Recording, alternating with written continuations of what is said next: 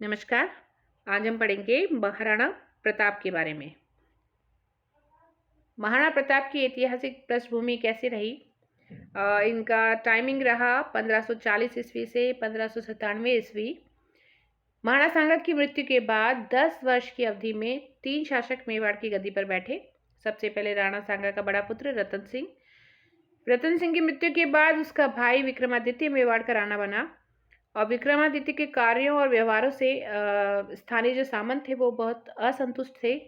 इसका लाभ उठाकर सांगा के भाई कुंवर पृथ्वीराज का जो अवैध पुत्र था वनवीर, वो विक्रमादित्य की हत्या करके स्वयं मेवाड़ का राणा बन गया। अपनी सत्ता बनाए रखने की दृष्टि से उसने अपने भाई उदय सिंह को भी मारना चाहा, परंतु पन्नाधाय ने अपने बेटे की बलि देकर उदय सिंह को बचा लिया और मेवाड़ के प्रमुख सरदारों के सहयोग से 1540 ईस्वी में उदय सिंह मेवाड़ का राणा बना। वनवीर को मेवाड़ छोड़कर भागने के लिए विवश होना पड़ा। उदय सिंह को सिंहासन पर बैठते ही कठिनाइयों का सामना करना पड़ा। उसे मेवाड़ के खोए हुए प्रदेश को पुनः प्राप्त करना था और दूसरा विद्रोही सामंतों का दमन करना था। उसी समय शेरशाह सूरी मारवाड़ को विजित करके मेवाड़ की ओर आ रहा था। तब उदय सिंह ने सूझबूझ से काम लिया और शेरशाह के पास आते ही चित्तौड़ के किले की चाबी शेरशाह को भिजवा दी। शेरशाह चाबी प्राप्त होते ही स्वयं दिल्ली के लिए रवाना हो गया और चित्तौड़ पर अपना नाम मात्र का राजनीतिक प्रभाव रखने की दृष्टि से अपने एक अधिकारी ख्वाजा खां को वहां पे छोड़ के चला गया। उदय सिंह ने इस युक्ति से शेरशाह के आक्रमण को टाल दिया। 1559 ईस्वी में उदय सिंह ने उदयपुर नगर की स्थापना की। अक्टूबर 1567 ईस्वी में उदय सिंह को मुगल सम्राट अकबर के आक्रमण का भी सामना करना पड़ा। अकबर ने अपना साम्राज्यवादी नीति के तहत चित्तौड़ पर आक्रमण किया और मुगलों की विशाल सेना का सामना करने में उसने अपने आप को जब असमर्थ पाया तो वह चित्तौड़ दुर्ग की सुरक्षा का भार राठौड़, जयमल और सिसोदिया पत्ता को सौंपकर स्वयं उदयपुर की ओर प्रस्थान कर गया। राजपूत सेना मुगलों से परास्त हुई और 25 फरवरी 1568 ईस्वी को चित्तौड़ दुर्ग पर अकबर का अधिकार हो गया। इस तरीके से पराभव होने के कारण राणा उदय सिंह अधिक समय तक जीवित नहीं रह सका और 28 फरवरी 1572 ईस्वी में गोगुंदा में उनका देहांत हो गया। महाराणा प्रताप का प्रारंभिक जीवन, इनका जन्म 9 मई 1540 ईस्वी में हुआ। ये उदय सिंह के ज्येष्ठ पुत्र थे और माता का नाम जयवंता बाई था। ये पाली के सोनगरा के शासक अखेराज की पुत्री थी। इनका जो विवाह हुआ था वो जैसलमेर की राजकुमारी शीरबाई से। उदय सिंह के ऐसा इतिहासकार मानते हैं कि 20 रानियां थी और उनसे कुल मिलाकर 17 पुत्र पैदा हुए थे और प्रताप उनमें सबसे बड़ा था। मृत्यु से पहले उदय सिंह ने अपने ज्येष्ठ पुत्र प्रताप सिंह के अधिकार की चिंता नहीं करते हुए अपने प्रिय जो भटियानी रानी के पुत्र जगमाल को अपना उत्तराधिकारी नियुक्त कर दिया। 1572 ईस्वी में 32 वर्ष की उम्र में प्रताप मेवाड़ का राणा बना और राजारोहण के समय उस समय मेवाड़ में संकटकालीन स्थिति थी। एक तो मुगल आक्रमण के कारण राज्य की राजनीतिक, आर्थिक और सामाजिक अवस्था जो थी वो शोचनीय थी। मेवाड़ का प्रभाव कम होता जा रहा था। दूसरा, मांडलगढ़, चित्तौड़, बदनौर, जहाजपुर, ये राज्य जो थे मेवाड़ के कई प्रदेशों पर मुगलों का आधिपत्य स्थापित हो गया था, जिससे राज्य की आय और प्रतिष्ठा को भारी नुकसान पहुंचा था। गुजरात और मालवा के स्वतंत्र राज्य समाप्त हो चुके थे। अब इन पर भी अकबर का अधिकार हो गया था। जोधपुर, बीकानेर और जैसलमेर के शासकों ने भी अकबर की अधीनता को स्वीकार कर लिया था। तथा मेवाड़ जो था वो चारों ओर से एक ही शक्तिशाली शत्रु के अधीनस्थ राज्यों से घिर गया था। इस प्रकार प्रताप को अपने पिता से मेवाड़ का छिन्न भिन्न राज्य और शक्तिशाली अकबर की शत्रुता जो थी वो विरासत में मिली थी। तो ऐसी स्थिति में महाराणा प्रताप के सामने दो ही रास्ते थे, या तो वो अकबर के सम्मुख आत्मसमर्पण कर दे अथवा भावी संघर्ष के लिए तैयारी करे। प्रताप ने अपने वंश के गौरव और पद की प्रतिष्ठा को बनाए रखने के लिए दूसरे रास्ते को चुना, प्रतिरोध को चुना। और मेवाड़ उस समय शक्तिहीन और साधनहीन राज्य था, अतः मेवाड़ को व्यवस्थित किए बिना मेवाड़ जो था वो मुगलों के विरोध की बात सोच भी नहीं सकता था। इसलिए मेवाड़ की स्थिति को मजबूत करना जरूरी था। उसने सबसे पहले संघर्ष की जो तैयारी की, उसने सबसे पहले प्रताप ने मेवाड़ को सैनिक दृष्टि से संगठित करने का निश्चय किया और उसने अपने स्वामी भक्त सामंतों और भीलों के सहयोग से शक्तिशाली सेना का निर्माण किया। उसने मुगलों के आक्रमण से अपने राज्य को सुरक्षित रखने की दृष्टि से मेवाड़ की राजधानी गोगुंदा से केलवाड़ा स्थानांतरित की। ये सामरिक दृष्टि से ये स्थान जो था वो प्राकृतिक पहाड़ों और घने जंगलों से आच्छादित होने की वजह से सुरक्षित था। उसने मेवाड़ की जनता को साहस और उत्साह से इतना उत्प्रेरित किया कि वे कंधे से कंधा मिलाकर मेवाड़ के गौरव की रक्षा करने के लिए उसके साथ तत्पर थे।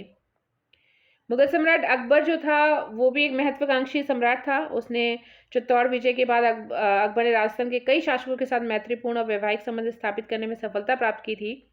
मेवाड़ का राणा प्रताप ही एक ऐसा व्यक्ति था जिसने मुगल सम्राट के मैत्रीपूर्ण व्यवहार की अवहेलना की और उसने अन्य राजपूत नरेशों की तरह अकबर के साथ सहयोग की नीति नहीं अपनाकर प्रतिरोध की नीति अपनाई। और अकबर ये जानता था कि प्रताप से युद्ध करना आसान नहीं था, इसलिए उसने कूटनीति द्वारा मेवाड़ की समस्या को हल करने का प्रयास किया। 1572 ईस्वी से 1576 ईस्वी के बीच उसने इस उद्देश्य से 4 शिष्टमंडल महाराणा प्रताप के पास भेजे, परंतु ये शिष्टमंडल प्रताप को अकबर की अधीनता स्वीकार कराने में असफल रहे।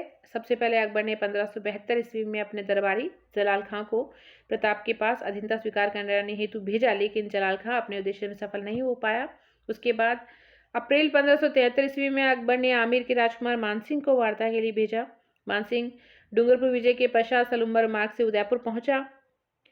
जून 1573 में मानसिंह ने उदय सागर की पाल पर प्रताप से भेंट की और मानसिंह ने भी प्रताप को अकबर की अधीनता स्वीकार करने के लिए समझाया, लेकिन प्रताप ने प्रस्ताव को ठुकरा दिया, अस्वीकार कर दिया। फिर अकबर ने अपना तीसरा शिष्टमंडल यानी राजदूत राजा भगवंत दास के नेतृत्व में सितंबर 1573 ईस्वी में प्रताप के पास भेजा, लेकिन भगवंत दास भी अपने उद्देश्य में सफल नहीं हो पाए। इसके बाद अंतिम प्रयास के तौर पर दिसंबर 1573 ईस्वी में राजा टोडरमल के नेतृत्व में एक राजदूत मंडल महाराणा प्रताप के पास भेजा और टोडरमल का जो मिशन था वो भी असफल रहा। तो एक तरफ प्रताप के उच्च आदर्श तो दूसरी तरफ अकबर की साम्राज्यवादी आकांक्षा थी, तो ऐसी स्थिति में संघर्ष होना अनिवार्य हो गया था। हल्दीघाटी का युद्ध 21 जून 1576 ईस्वी, कुछ विद्वान इसका जो समय है वो 18 जून 1576 ईस्वी मानते हैं। और युद्ध के कारण थे, एक तो राणा प्रताप वीर सेनानी था, उसने युद्ध शत्रु के आगे झुकना नहीं सीखा था, और महाराणा प्रताप शिशोदिया वंश का प्रमुख होने के नाते अकबर की अधीनता स्वीकार करके अपने पूर्वजों का यश जो था वो कलंकित नहीं करना चाहते थे। अकबर का साम्राज्यवादी शासक होना भी युद्ध का एक प्रमुख रीजन था। वह मेवाड़ की स्वतंत्रता को समाप्त करने पर तुला हुआ था, जबकि प्रताप इसकी रक्षा के लिए दृढ़ संकल्प था। महाराणा प्रताप के भाइयों जगमाल और शक्ति सिंह ने भी अकबर को युद्ध के लिए प्रोत्साहित किया। महाराणा प्रताप द्वारा राजपूत संघ बनाने के प्रयास कर रहे थे महाराणा प्रताप के साथ, और 1570 ईस्वी के नागौर दरबार में जोधपुर, बीकानेर और जैसलमेर अकबर की अधीनता में आ गए थे, परंतु मारवाड़ जो था, जो जोधपुर वाला हिस्सा, उसका रावचंद्र सेन अकबर का घोर शत्रु बन गया था और प्रताप ने उससे दोस्ती करके अकबर के विरुद्ध मोर्चाबंदी की तैयारी शुरू कर दी थी। तो अकबर इससे नाराज था। मुगलों की आर्थिक स्वार्थों ने भी युद्ध की संभावना को निश्चित कर दिया। राजस्थान के मार्ग से गुजरात और सूरत के बंदरगाह के साथ जो व्यापारिक संबंध था, उसमें प्रताप और मारवाड़ का रावचंद्र सेन जो थे वो बाधक बने हुए थे, जिससे मुगलों को अत्यधिक व्यापारिक हानि हो रही थी। मेवाड़ प्रदेश के व्यापारिक महत्व होने के कारण भी अकबर इस पर अधिकार करना चाहता था, यानी व्यापारिक दृष्टि से भी मेवाड़ बहुत महत्वपूर्ण था। मक्का और मदीना की तीर्थ यात्रा के लिए जाने वाले यात्री भी सूरत के बंदरगाह से जाते थे और उसका मार्ग भी मेवाड़ से होकर ही जाता था। तो हज पर जाने वाले यात्रियों की सुविधा और सुरक्षा के लिए इस प्रदेश पर मुगल आधिपत्य अत्यंत आवश्यक था। और वास्तव में जो युद्ध का मूल कारण था वो अकबर के साम्राज्यवाद के विरुद्ध महाराणा प्रताप का एक स्वतंत्रता संघर्ष था। अकबर की ओर से कई शिष्टमंडल भेजने पर भी जब प्रताप मुगल दरबार में जाने को राजी नहीं हुआ, तैयार नहीं हुआ, तब अकबर ने उसको सबक सिखाने का निश्चय किया। उस समय क्या क्या घटनाएं घटी युद्ध के समय। अजमेर से चलकर शाही सेना जो थी वो मानसिंह के नेतृत्व में मांडलगढ़ पहुंच गई और वहां कुछ समय रुककर मानसिंह की सेना गोगुंदा होती हुई खमनोर पहुंची और यहाँ बनास नदी के तट पर मोलेला नामक स्थान पर अपना उन्होंने पड़ाव डाला। महाराणा प्रताप ने भी कुंभलगढ़ से निकलकर 17 जून 1576 ईस्वी में हल्दीघाटी से 8 मील दूर लोह सिंह नामक गांव में एक पड़ाव डाला और सांगा ने अपनी सेना का विभाजन परंपरागत पद्धति से किया था, तो इसलिए महाराणा प्रताप ने ये पद्धति अपनाई। ये युद्ध केवल एक दिन चला और महाराणा प्रताप ने उसी पद्धति का आचरण किया जो कि महाराणा सांगा करते थे। तो ये युद्ध केवल एक दिन चला और 21 जून या कुछ विद्वान मानते कि 18 जून 1576 में मेवाड़ की सेना ने मुगल सेना पर आक्रमण कर दिया। इस युद्ध में मानसिंह से लड़ते समय प्रताप का घोड़ा जो था वो चेतक घायल हो गया और इस स्थिति का लाभ उठाकर मुगलों ने राणा पर प्रहार करना शुरू कर दिया। प्रताप घायल अवस्था में भी मुगलों का सामना करते रहे, परंतु उसके जो स्वामी भक्त सेवक थे उनके द्वारा चेतक की बाग पकड़कर राणा को युद्ध क्षेत्र से बाहर कर दिया गया। और महाराणा प्रताप द्वारा अचानक युद्ध स्थल छोड़ देने के कारण जो राजपूत सेना थी उसमें भी अव्यवस्था फैल गई और इसका फायदा मुगलों को मिला। राव झाला ने राणा के राज चिन्ह को धारण करके भागते हुए राजपूतों को स्थायित्व दिया, परंतु राजपूत सैनिकों की भगदड़ रुकी नहीं। परिणाम स्वरूप मुगल सेना की पराजय जो थी वो विजय में परिवर्तित हो गई। इस युद्ध को अधिकांश इतिहासकारों ने हिंदू मुसलमानों का युद्ध बताया है। निसंदेह मुगल सैनिकों ने इसे जिहाद ही माना है और इस लड़ाई में हिंदुओं को मौत के घाट उतारना ही उनका प्रमुख उद्देश्य था।